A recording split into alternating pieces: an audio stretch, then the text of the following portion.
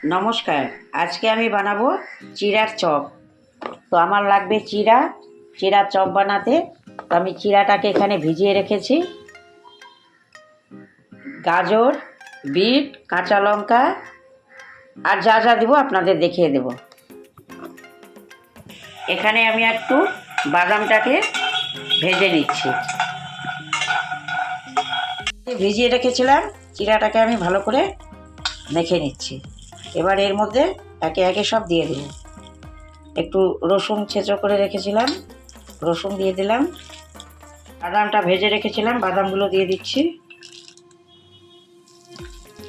একটু ময়দা দিয়ে দিচ্ছি।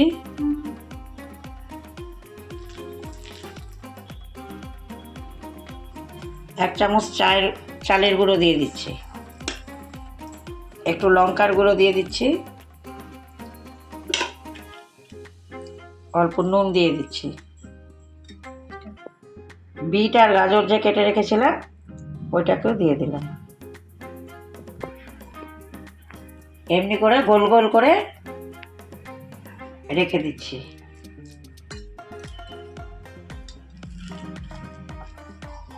বিস্কুট গুঁড়ো করে রেখেছি, এটা লাগিয়ে নিয়ে তেলে দেবো। এখানে কড়াইয়ে তেল বসিয়েছি।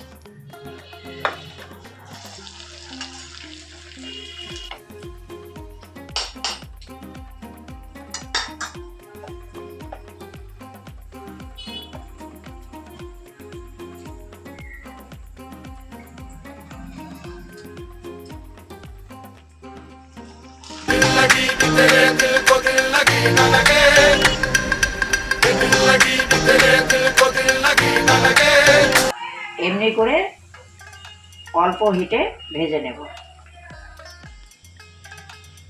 আমার চিড়ার চপ ভাজা হয়ে গেছে। এইভাবে উঠিয়ে নেব, তারপরে আমি পরেরগুলো ভেজে নেব।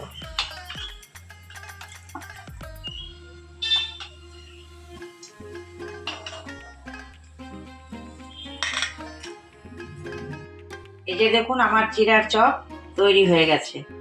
আপনারাও বানিয়ে গরম গরম খেয়ে দেখবেন, সস দিয়ে খেতেও ভালো লাগবে।